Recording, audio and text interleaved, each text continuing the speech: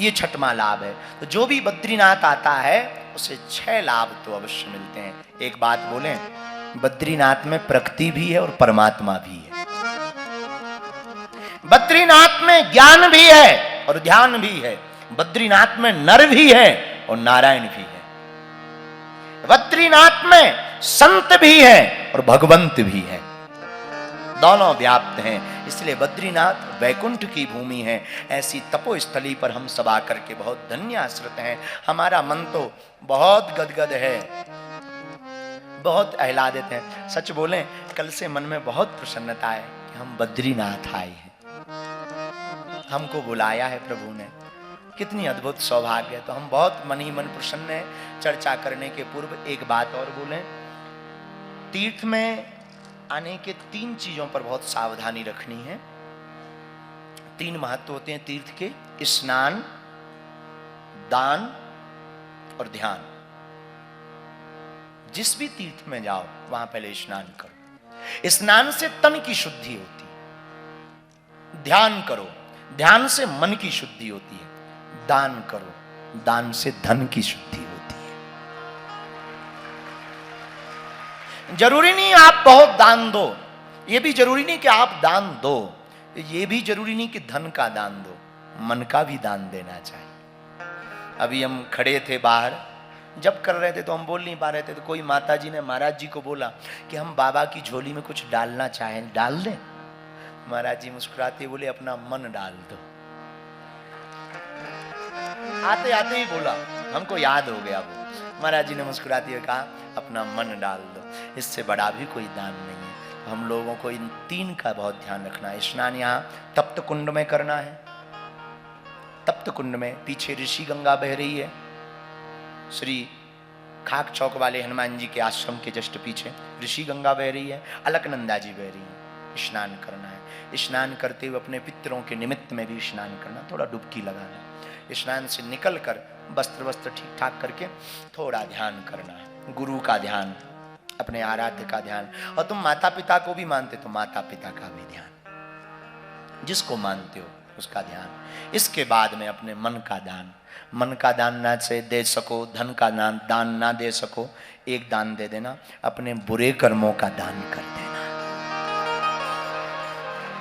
इससे बेहतरीन कोई दान नहीं है। और गुरु का काम है बताना, चलना आपका काम। हमको भी हमारे गुरु ने ये बताया, सो हमने आपको बता दिया। हम अपना कुछ नहीं कह रहे, गुरु का प्रसाद है। हमको रामायण की वो पंक्ति बहुत याद आती, रामचरितमानस में गोस्वामी जी कहते, सद्गुरु वेद वचन विश्वासा, सद्गुरु वेद वचन विश्वासा, सद्गुरु वेद वचन विश्वासा, सद्गुरु वेद वचन, सद्गुरु वैद्य वचन विश्वासा, सद्गुरु वेद वचन विश्वासा, सद्गुरु वेद वचन विश्वासा, सद्गुरु वेद वचन विश्वासा, सद्गुरु वेद वचन। जिसे सद्गुरु की वाणी पर भरोसा होता है उसके जीवन में कभी भरोसा टूटता नहीं है। सद्गुरु कौन? गुरु कौन? जिसे कोई कोई माने वो गुरु, लेकिन जिसे सब कोई माने वो सद्गुरु। जिसे कोई कोई जाने वो गुरु है, लेकिन सद्गुरु वेद वचन विश्वासा। सद्गुरु की वाणी पर भरोसा ठीक वैसे रखना है जैसे हम लोग टिकट कटवा कर ट्रेन में बैठ जाते हैं। अब चाहे ठोके चाहे पहुंचाए, पर बैठ जाते हैं। बस में जब टिकट कटवाते हैं बैठ जाते, कभी नहीं पूछते ड्राइवर पढ़ा लिखा है, ड्राइवर ने भोजन किया, कहां का ड्राइवर है, टिकट कटवाओ, बैठो, बाकी का काम ड्राइवर का है, पहुंचाने का काम। वैसे ही हम लोगों को भक्ति की टिकट और गुरु आज्ञा की टिकट कटवाकर गुरु के चरण में बैठ जाना चाहिए। मंजिल तक पहुंचाने का काम सदगुरु का। लेकिन मेरे पागलों, आजकल हम लोग प्रोफेशनल बहुत हो रहे हैं। हमारा सूत्र आज का नोट कर लो, हम लोगों को प्रोफेशनल नहीं इमोशनल होना है।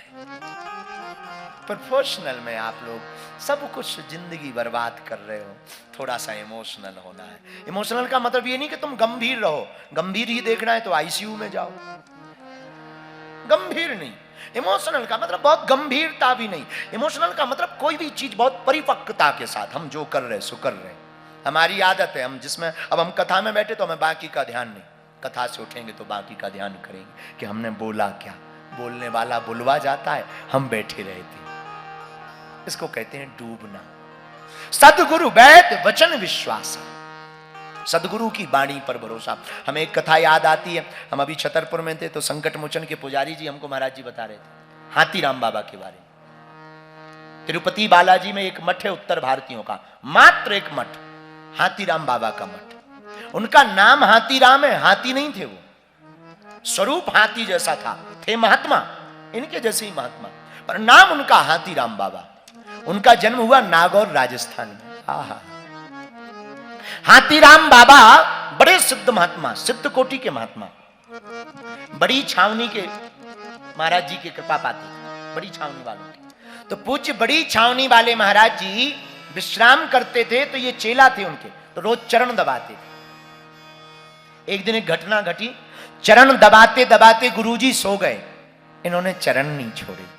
कुछ लोग इसीलिए चरण दबाते हैं कि गुरुजी सो जाएं, और कब सोएं और कब हमारे पिंड छूटे। हाँ, ऐसे भी कुछ लोग होते हैं। एक महात्मा जी की आदत थी कि उनके कोई चरण दबाए तो वो सो जाते थे, लेकिन जैसे ही कोई चरण छुए छोड़े तो वो जग जाते थे। तो एक आदमी, अब हम ये नहीं कहेंगे कि वो उत्तराखंड का था, क्योंकि बुरा लगेगा इन लोगों को, हमें अभी 2 दिन रहना है। पीछे उत्तराखंड वाले ही बैठे हैं, पूरे सब गढ़वाल वाले बैठे हैं। भैया आपकी बात नहीं है, ये तो वेस्ट इंडीज की बात बता रहे हैं।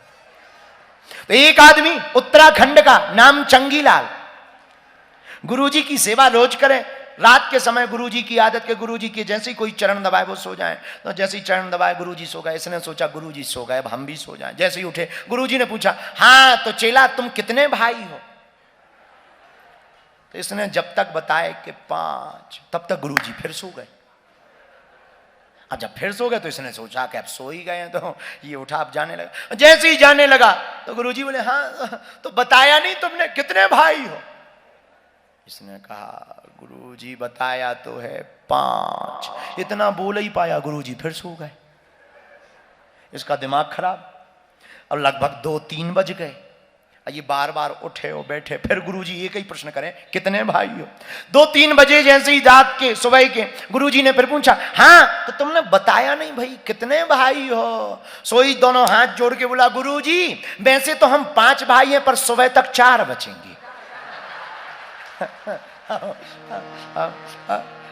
कुछ ऐसे भी सेवा कुछ ऐसे भी सेवादार होते हैं जिन्हें गुरु की सेवा भी बोझ लगती है।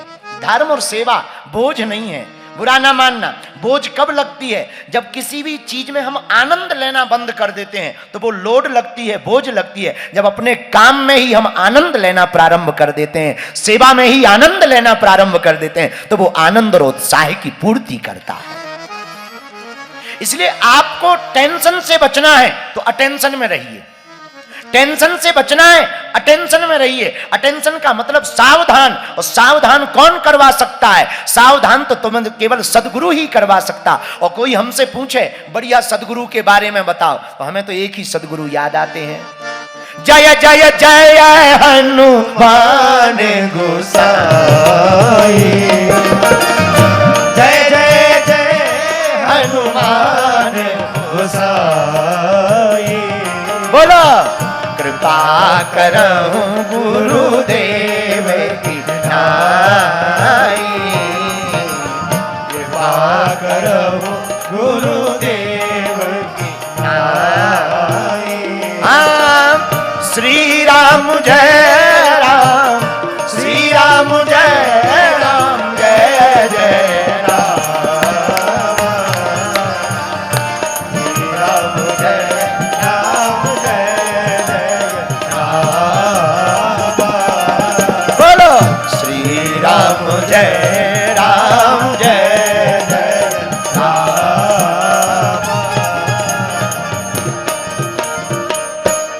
आहा हा सदगुरु वैद वचन विश्वासा।